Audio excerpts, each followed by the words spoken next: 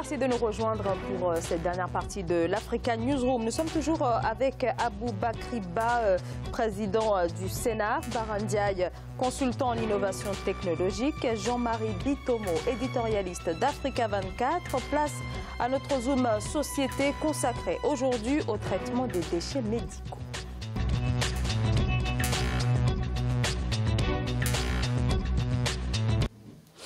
Les seringues, les compresses et autres sondes usagées, autant de déchets médicaux souvent mal gérés en Afrique et pourtant ils sont de véritables bombes à retardement pouvant contaminer la population mais aussi l'environnement. 18 à 64% des établissements de santé n'éliminent pas correctement leurs déchets de soins selon l'OMS. Illustration au Tchad qui amorce une première réponse face à la problématique. Voyez ce reportage de Mahamat Ramadan et de Thierry Ndassa. Au Tchad, les déchets pharmaceutiques et médicaux peuvent désormais être traités et recyclés sur place selon les normes environnementales. Le pays vient de se doter d'une société de traitement des déchets et d'assainissement avec des usines d'une capacité d'incinération de 20 à 24 tonnes de déchets par jour. Les autorités en charge de la santé publique et de la protection de l'environnement veulent limiter ainsi les risques épidémiques liés aux déchets médicaux. Un déchet est dit dangereux. C'est d'abord tout ce qui est jeté et qui peuvent causer un risque à l'environnement et à la santé publique. C'est ça qu'on appelle déchets dangereux. Mais la différence pour le cadre des déchets pharmaceutiques et médicaux est que ces déchets présentent un risque assez important. Les risques traumatiques, les risques infectieux, les risques chimiques, les risques d'incendie ou d'explosion.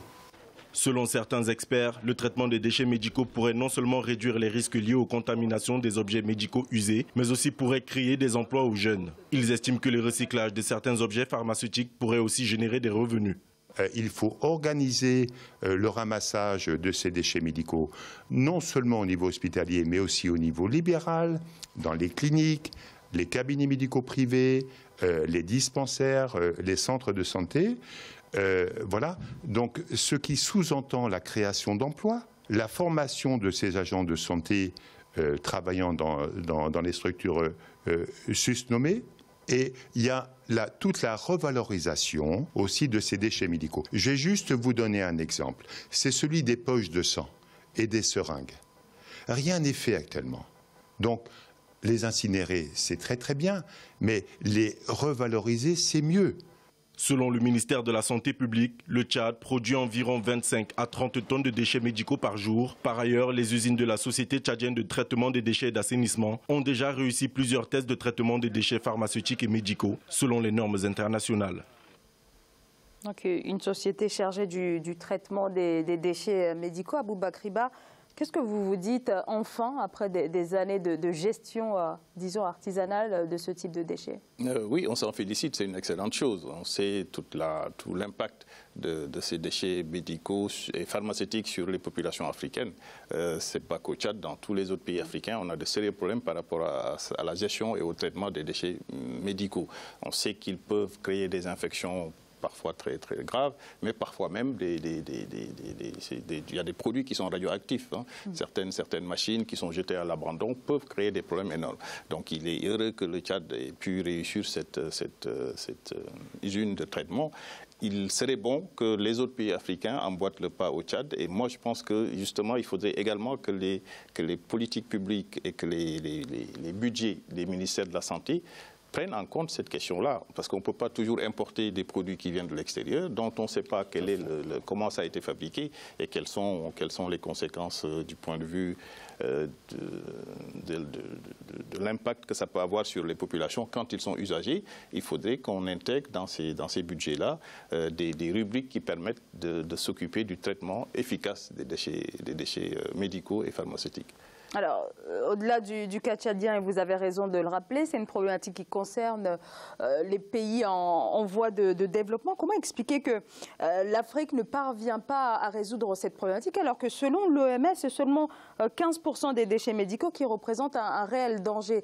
Les 85 autres pourcents, c'est finalement voilà, des déchets comme les autres. Donc là, c'est uniquement 15%. Ça m'étonnerait les 15%. Pour moi, le chiffre, il va bien au-delà parce qu'en fait, les déchets médicaux, les BDM comme on les appelle, hein, c'est-à-dire ils sont divers, ils sont liquides, ils sont solides, c'est-à-dire qu'il y a des liquides qu'on déverse, il y a tout ce qui est objet, des gants, des seringues et des appareils qui sont jetés. Et puis malheureusement, on ne les jetait pas dans des bennes à ordures dédiées, on les jetait dans des bennes à ordures à ramassage quotidien urbain. Et ça, c'est triste parce que les enfants des quartiers défavorisés qui vivent aux alentours des services médicaux, ils jouent avec, ils se piquent, ils s'infectent. Il y a des problèmes de santé publique qui se posent à ce niveau-là. Je pense que tout ceci, créer des usines, c'est génial. Moi, je rejoins Monsieur Ba quand il dit que l'Afrique devrait prendre exemple, hein, pour les pays qui ne l'ont pas encore mis en place, en tout cas, sur ce qui se passe au Tchad avec Monsieur Déby, et donc généraliser ça.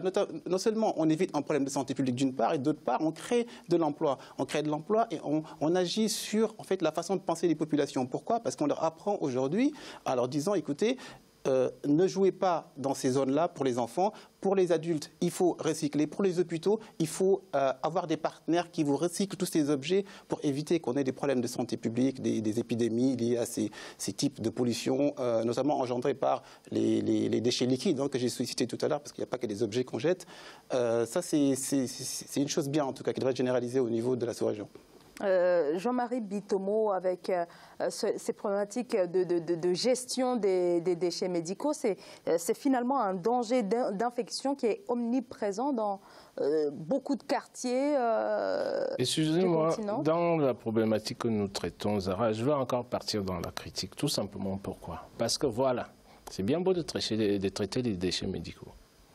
Mais combien dans nos capitales africaines dans lesquelles on est incapable de traiter les ordures ménagères en tant que telles?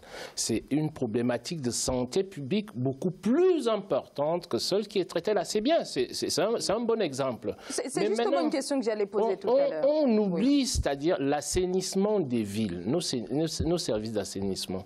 Je parle toujours, quand on nous parle de croissance en Afrique, on oublie que un des paramètres de la croissance, c'est quoi? Vous avez l'éducation, et derrière l'éducation, vous avez la santé. Il faut que vous ayez, comment dirais-je, des hommes et des femmes qui sont en bonne santé pour que vous ayez une main-d'œuvre disponible qui puisse supporter nos croissances à venir, même puisque on nous parle d'émergence partout en Afrique. C'est une bonne chose, je veux bien, mais commençons d'abord par l'assainissement général qui cause énormément de maladies qui n'ont pas peut-être la même gravité que les maladies causées par ces déchets médicaux-là, mais commençons par l'assainissement, parce que c'est un problème de santé publique et généralisé. Il faut rajouter à cela que l'Afrique n'a pas, de manière globale, une culture de la gestion des déchets. Exactement. Ça peut se comprendre et plusieurs facteurs peuvent l'expliquer. Je vais en prendre juste un, c'est que la difficulté que nous avons, que les Africains ont à acquérir des biens, font que, justement, ils préfèrent investir les capitaux, les maigres capitaux qu'ils ont dans la satisfaction de ces besoins-là, de ces biens, plutôt que de s'occuper de la gestion de ces biens-là quand ils ont déjà été consommés, utilisés. Ça peut se comprendre.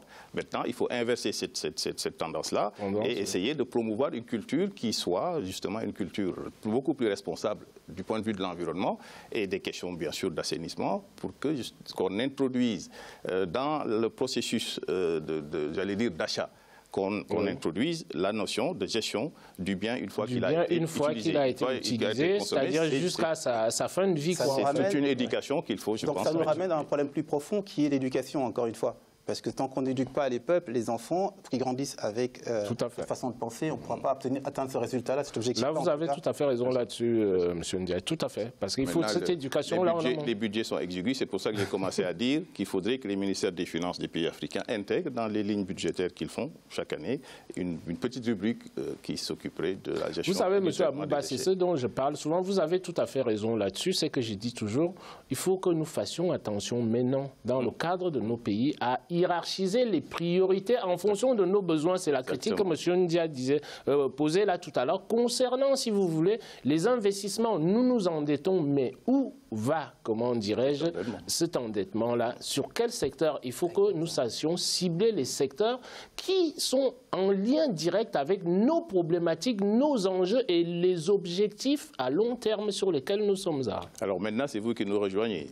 Donc, sur cette question-là de plus. On a vu donc dans ce reportage, dans le reportage qui a été diffusé il y a quelques minutes, cette réponse apportée par les autorités tchadiennes. Mais qu'en est-il? Vous venez peut-être de l'évoquer il y a quelques instants, de la sensibilisation des populations face au danger de ces déchets médicaux. Elle est extrêmement importante, encore une fois, c'est une question de culture. Nous, on a ce problème-là au Sénégal, on a une décharge à ciel ouvert, qui s'appelle la décharge de Mbebes, où justement depuis un certain dans tous les pays africains, c'est pas qu'au Sénégal, ne tapez pas sur le Sénégal, mais dans tous les pays africains, organisations internationales, mais c'est extrêmement difficile de faire comprendre aux gens que cela n'est pas tenable. Alors les autres, ce qu'on pourrait faire, mais on est toujours dans le domaine de travailler sur les politiques publiques, investir également toujours dans la gestion des déchets. Aujourd'hui, on sait que les déchets peuvent être recyclés, produire de l'énergie, par exemple. Donc, il y a tout un tas de niches